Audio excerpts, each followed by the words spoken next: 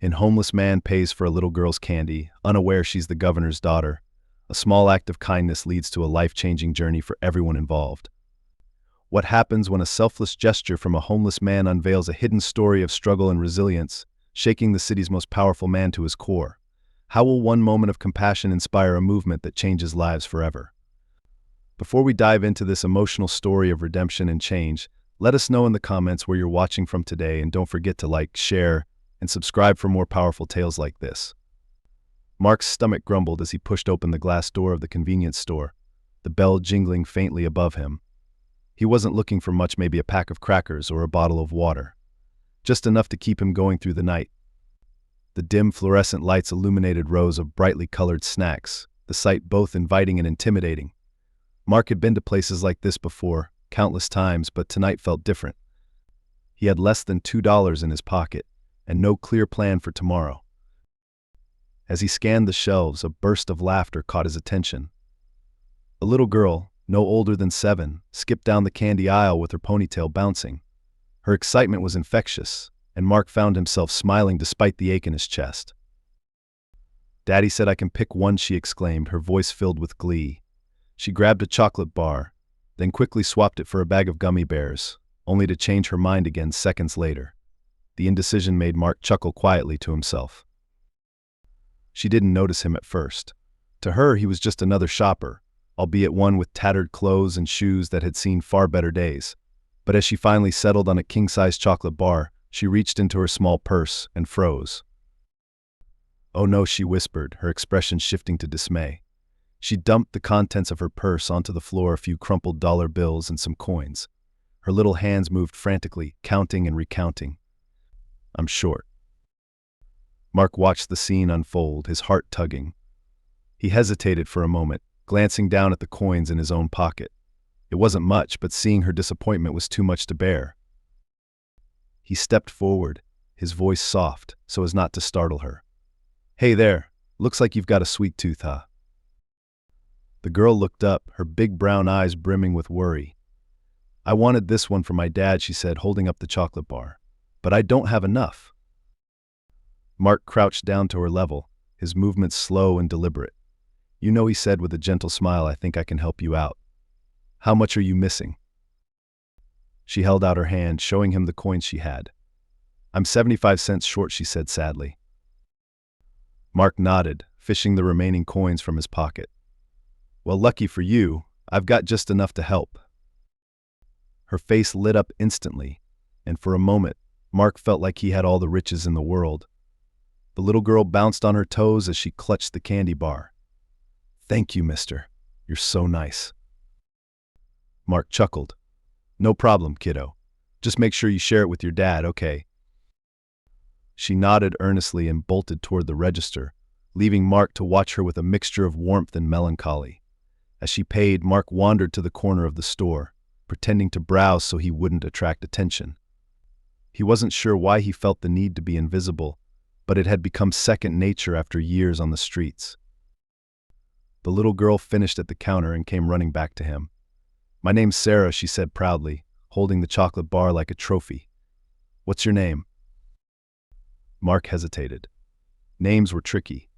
They invited questions, connections, and a history he wasn't sure he wanted to share. But something about her innocence broke through his defenses. "Mark," he said simply. "Nice to meet you, Sarah." "Nice to meet you too, Mr. Mark," she said with a giggle. "I'm gonna go show my dad now. Bye." She skipped out of the store, leaving Mark alone once again. He stood there for a moment, the warmth of her gratitude still lingering in the air. He didn't need thanks, but it felt good to help someone, even in the smallest way. As he turned back to the shelves, he realized he'd spent the last of his money on Sarah's chocolate. He sighed, his hunger gnawing at him, but he didn't regret it. Small acts of kindness were all he had left to give. Little did he know the candy bar he'd just paid for would change his life in ways he could never imagine. The Anderson household was a picture of understated elegance. Nestled in a quiet neighborhood, the two-story home was warm and inviting, with light spilling through the large bay windows into the soft evening air. Inside, Sarah bounded through the front door, her laughter filling the foyer. "Daddy! "Daddy," she called, her voice brimming with excitement. Governor James Anderson, sitting at the dining table reviewing a stack of policy documents, looked up with a smile. He was still wearing his tie from a long day of meetings, his salt and pepper hair slightly disheveled. Sarah's exuberance was a welcome distraction. "Over here, Pumpkin," he said, pushing his glasses up the bridge of his nose. Sarah ran over, holding up the candy bar like a trophy. "Look what I got." James chuckled, setting his papers aside. "A chocolate bar? That's a special treat.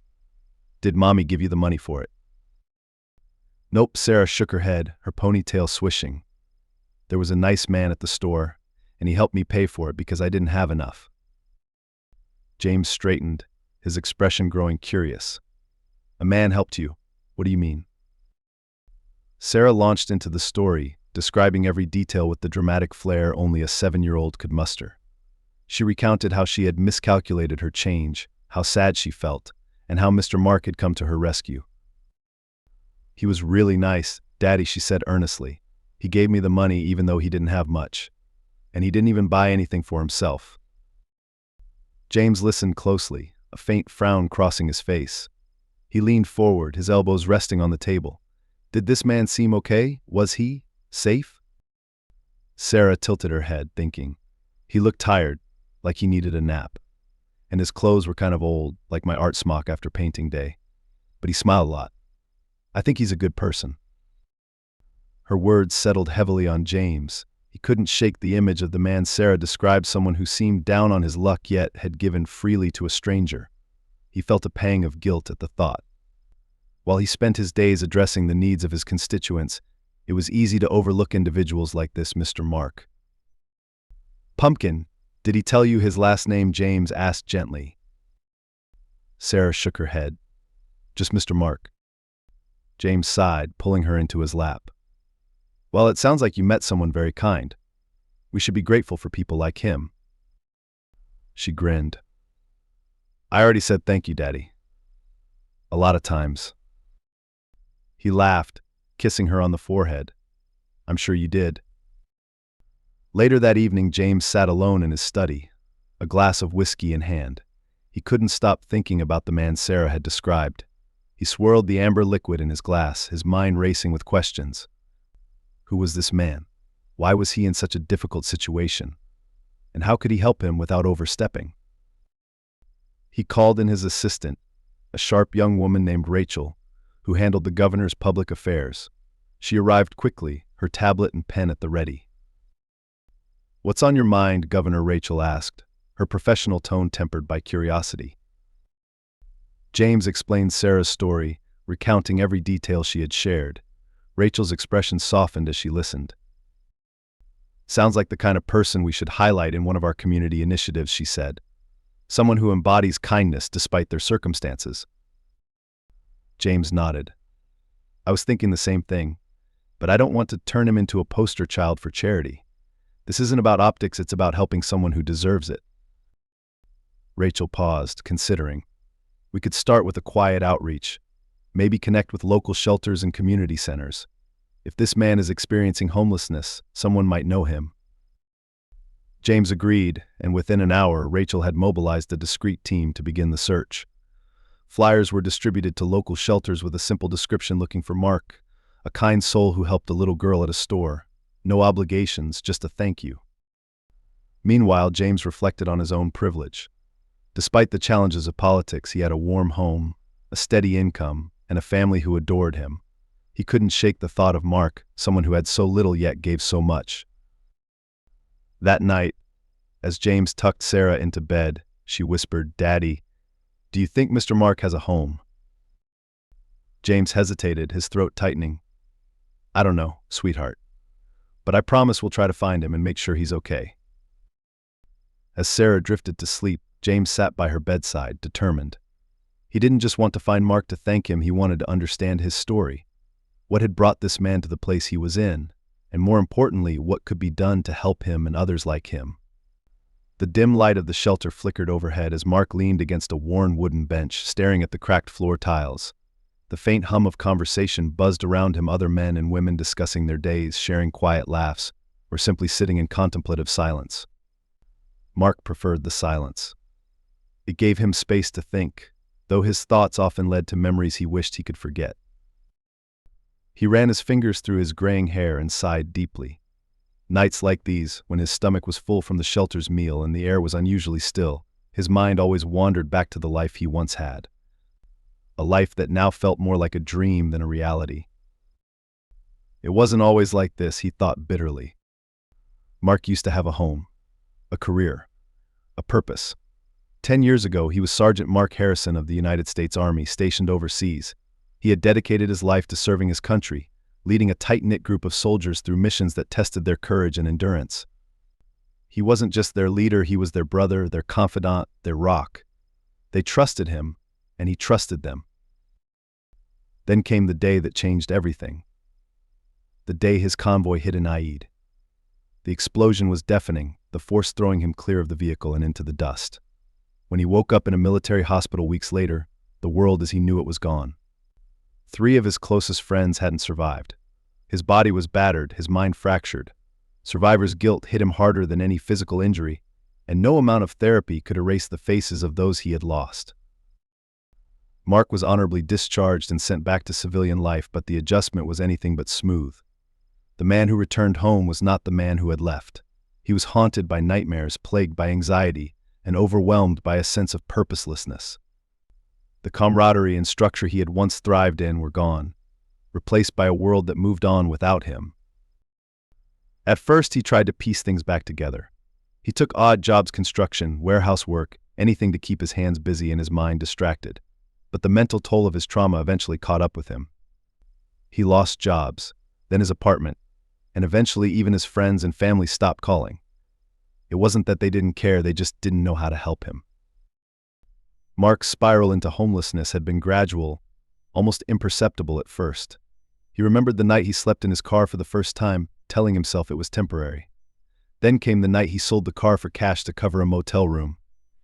Eventually, there was nothing left to sell, and Mark found himself on the streets with nothing but a duffel bag of belongings and a deep sense of shame.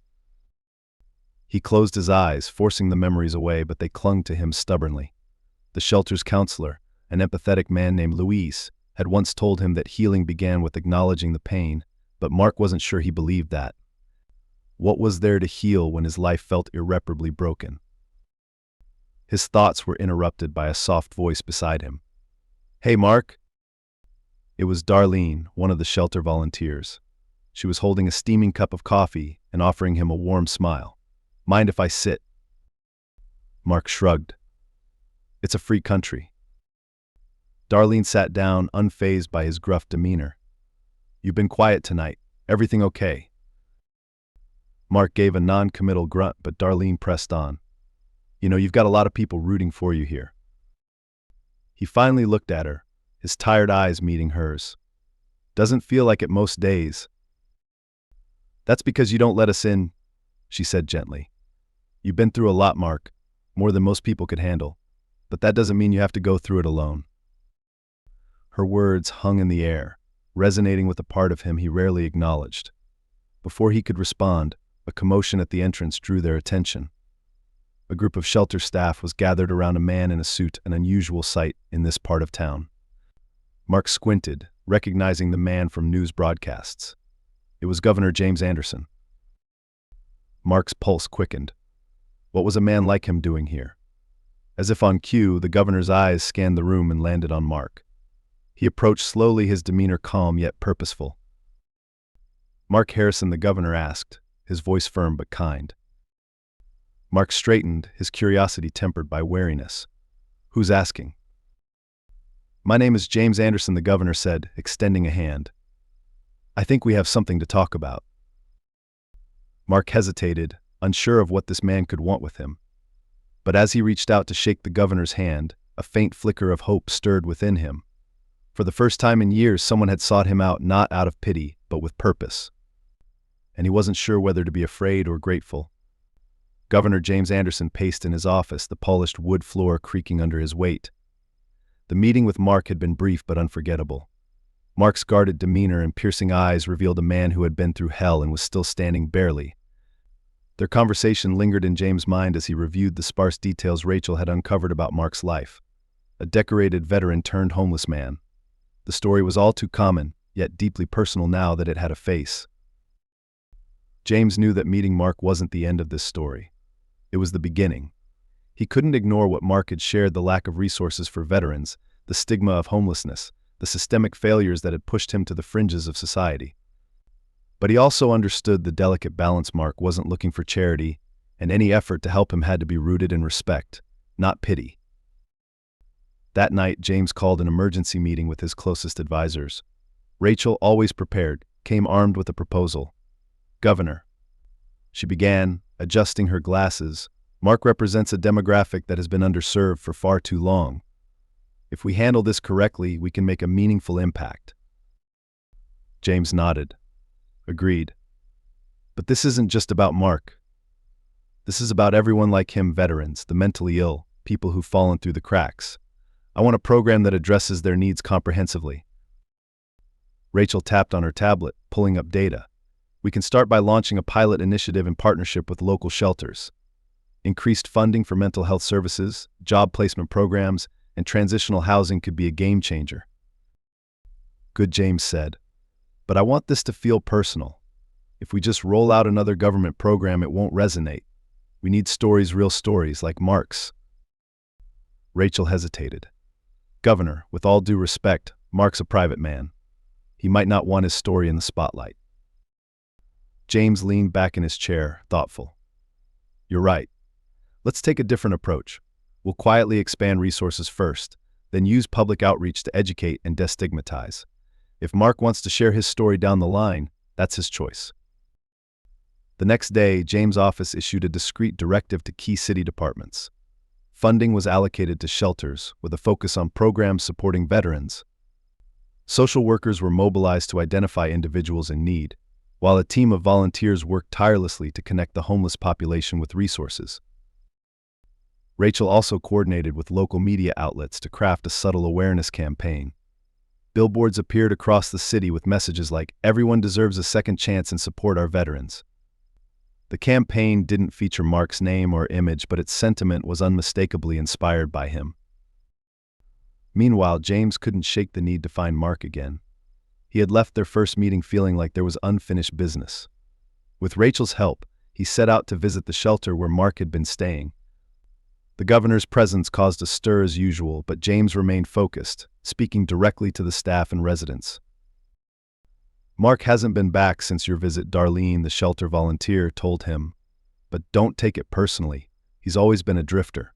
If you want to find him, you'll have to go where he feels comfortable." James frowned. "And where's that?" Darlene shrugged. "Anywhere he can be invisible." Her words stayed with James. Later that evening, he sat in his study, poring over reports from the shelters. His youngest daughter, Sarah, wandered in with her favorite book. "Daddy, are you looking for Mr. Mark again?" she asked, climbing onto his lap. James smiled at her innocence. "Yes, Pumpkin. He's a hard man to find." Sarah tilted her head thoughtfully. "Maybe he doesn't want to be found." James sighed, brushing her hair back. "Maybe. But sometimes, people don't know they need help until it finds them." The next morning, James joined a team distributing supplies to homeless camps. It was a far cry from the polished halls of government, but he felt a renewed sense of purpose. As he handed out blankets and water bottles, he asked quietly, "Anyone know Mark Harrison?" Most shook their heads, but an older man with a weathered face pointed him toward an abandoned lot where Mark was known to sleep occasionally. James thanked him and made his way there, the weight of the moment pressing on him. He found Mark sitting against a graffiti-covered wall, his duffel bag beside him. He looked up as James approached, his face unreadable. "Governor," Mark said, his voice flat. "Didn't expect to see you again." James crouched down to his level, meeting his eyes. "I came because I wanted to check on you, and because I need your help." Mark raised an eyebrow. "My help? What could I possibly do for you?" James gestured around them. "You've lived this life, Mark. You know the struggles better than I ever could. If I'm going to make a real difference, I need someone like you to guide me, someone who understands what it's like." Mark studied him for a long moment, his expression softening slightly. "And what do I get out of it?" James smiled. "A chance to be heard, to help others like you." Mark exhaled, leaning back against the wall. "I'll think about it." It wasn't a yes, but it wasn't a no either. For James, it was enough. The seeds of change had been planted, and he knew this was only the beginning. The community center bustled with activity, its walls echoing with the sounds of clattering dishes, quiet conversations, and the occasional burst of laughter. It was the center's monthly outreach dinner, an event designed to bridge the gap between the city's homeless population and local volunteers. Tables were set with steaming trays of food, and the air was warm with the mingling scents of roasted chicken, garlic, and freshly baked bread. Mark sat in a corner near the back, his shoulders hunched as he observed the room. He had almost skipped the event, but the promise of a hot meal was too good to pass up. Even so, he kept to himself, wary of the bustling crowd. He was used to blending into the background, and tonight was no exception. That was until Governor James Anderson walked in. The governor's arrival caused a stir, though he quickly waved off the attention. He was dressed simply in a button-down shirt and jeans, blending in as much as a man in his position could. James scanned the room, his gaze lingering on each face until he spotted Mark. Mark stiffened as James approached, a mixture of irritation and curiosity flickering across his face. "You again," he muttered under his breath. James stopped a few feet away, hands in his pockets, his posture non-threatening. "Mind if I sit?" Mark shrugged. "Free country." James pulled out a chair and sat across from him, offering a faint smile. "Thanks for not running this time." "I didn't run last time," Mark replied, his tone sharp. "I just didn't see the point in sticking around." James nodded, acknowledging the truth in Mark's words. "Fair enough. But I'm here now because I think there's a point to us talking." Mark leaned back, folding his arms. "All right, Governor. Let's talk. What is it you want from me?" James took a deep breath, choosing his words carefully. "I don't want anything from you, Mark. I want to learn from you. People like you, veterans, the homeless, those who've been let down by the system. You've seen things most of us haven't. You've lived it. I want to understand how we can do better." Mark raised an eyebrow, clearly skeptical. "Sounds noble. But why me? There are plenty of guys out there with stories worse than mine." James met his gaze evenly. "Because you helped my daughter. You didn't have to, but you did. And that tells me you're the kind of person who cares, even when life hasn't been kind to you." For a moment, Mark was silent, his expression softening. He looked away, his voice quieter when he finally spoke. "I didn't do it for recognition, you know. Just saw a kid who needed help." "I know," James said. "And that's exactly why I'm here." The two men sat in an uneasy silence for a while, the noise of the room filling the space between them. Finally, Mark broke it. "You want to know what's broken?" he asked, his tone tinged with bitterness. "Everything. The housing system, the mental health services, the way people look at you like you're dirt once you're on the street. You lose your job, your home, your dignity, and nobody cares." James leaned forward, listening intently. "But how do we fix it?" Mark scoffed. "You can't just throw money at it and call it a day. People need more than handouts. They need someone to believe in them. They need jobs, training, a way to rebuild their lives. And they need someone to treat them like they're human." James nodded slowly, the weight of Mark's words settling over him. "It's not an easy fix," he admitted. "But I want to try. Will you help me?" Mark tilted his head, considering. "What does that look like?" "For starters, I'd like you to be part of a task force," James explained. "We're forming a group to advise on policy changes, people with lived experience, advocates, experts. Your perspective would be invaluable."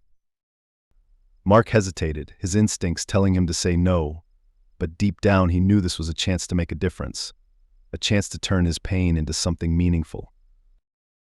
"I'll think about it," he said finally, his voice gruff but sincere. James smiled, extending a hand. "That's all I can ask." Mark shook it, the gesture tentative but significant. For the first time in years, he felt like someone saw him not as a statistic, but as a person with a story worth hearing. As the dinner continued around them, Mark and James talked long into the evening. They discussed everything from Mark's time in the military to the systemic barriers he had faced since. By the end of the night, both men left the community center changed, one with a renewed sense of purpose, and the other with a spark of hope he hadn't felt in years. Weeks had passed since the night at the community center, and Mark found himself standing in front of the governor's mansion, his worn boots shifting on the pristine cobblestone path. He had agreed to be part of the task force James had mentioned, but now that the first meeting was upon him, doubts gnawed at his resolve. He tugged at the collar of his shirt, a new one, gifted by Darlene, feeling out of place in the polished surroundings. "Mark, over here," James called from the steps, waving him over. Mark hesitated before walking up. "This is," something he muttered, gesturing at the grandiose building. James smiled warmly. "It's just a place, Mark. Come on inside, everyone's waiting." Mark stepped into the meeting room where a mix of people had gathered: policymakers, social workers, nonprofit leaders, and a few others with stories like his. The room buzzed with energy, the kind that comes when passionate people unite for a cause. Still, Mark couldn't shake his unease. James introduced him to the group, framing Mark not as a symbol of struggle but as a key voice for change. The respect in James' tone was evident, and for the first time, Mark felt like he belonged not just in the room, but in the conversation. The meeting was long but invigorating. They discussed transitional housing programs, job training initiatives, and expanding mental health resources. When it was Mark's turn to speak, he drew on his own experiences to highlight the gaps in the system. His words carried weight, not because of any title, but because they were real. As the meeting wrapped up, James pulled Mark aside. "You were incredible," he said. "I knew your perspective would be valuable, but you've exceeded every expectation." Mark shrugged, though he couldn't hide the flicker of pride in his eyes. "Just telling it like it is." "You're doing more than that," James insisted. "You're helping us build something that could change lives." Mark wasn't sure how to respond. For so long he had felt like his life was a series of missteps and missed chances. Now he was part of something bigger, something that might finally tip the scales in favor of people like him. Over the next few months, the task force's work began to take shape. One of their first major initiatives was the Pathway Home project, which provided affordable housing paired with job training and mental health services. Mark was heavily involved, from advising on program design to speaking at community forums. At first, standing in front of crowds made his hands tremble, but with each story he shared, his confidence grew. People listened to him, not out of pity, but because they saw the wisdom in his words. He wasn't just a former homeless man, he was an advocate, a leader, and to some, a symbol of resilience. One day, after a particularly well-received speech, a young man approached him. He looked barely out of his teens, his clothes tattered, his eyes tired but hopeful. "Mr. Harrison," the boy asked, his voice trembling. I just wanted to say thank you. Hearing you talk about what you've been through, it makes me think I can get through it too." Mark felt a lump in his throat. He placed a hand on the boy's shoulder. "You can. And if you need help, come find me. We'll figure it out together." The changes weren't just happening around Mark, they were happening within him too. With James' help, he secured stable housing and began volunteering at a local shelter. The work gave him purpose, and for the first time in years, he started to think about the future with cautious optimism. One evening, as he helped sort donations at the shelter, he found himself humming a tune he hadn't thought of in years. It was a lullaby his mother used to sing to him, back when life felt simple and safe. The sound caught Darlene's attention. "You're in a good mood," she remarked with a smile. Mark chuckled. "Yeah, I guess I am. Any particular reason?" He thought for a moment before replying. "Feels like I'm finally moving forward. Not just surviving, but living." Meanwhile, the governor's office unveiled the Pathway Home project with great success. The pilot program quickly gained traction, with testimonials pouring in from participants who had found jobs, reconnected with family, or simply felt human again. Mark's involvement was highlighted in the media, though James made sure it never felt exploitative. Mark's story wasn't just a headline, it was a catalyst for action. The day the first housing complex opened, Mark stood beside James at the ribbon-cutting ceremony. The crowd cheered as James handed Mark the oversized scissors. "You should do the honors," James said. Mark hesitated, the weight of the moment pressing on him. Then, with a steady hand, he cut the ribbon, the crowd erupting in applause. As the event wound down, Sarah ran up to him, her face beaming. "Mr. Mark, guess what? I brought you something." She handed him a candy bar, the same brand he had bought her months ago. Mark laughed, his heart swelling with gratitude. "Thank you, kiddo," he said, ruffling her hair. "Daddy says you're a hero," she added, her voice earnest. Mark's smile faltered for a moment, emotion rising in his chest. "I'm just a guy trying to make things better." That night, as Mark lay in his new apartment, the city lights casting faint shadows on the walls, he felt something he hadn't in years: peace. His journey wasn't over, but for the first time it felt like he was walking toward something, not away from it. And that was enough.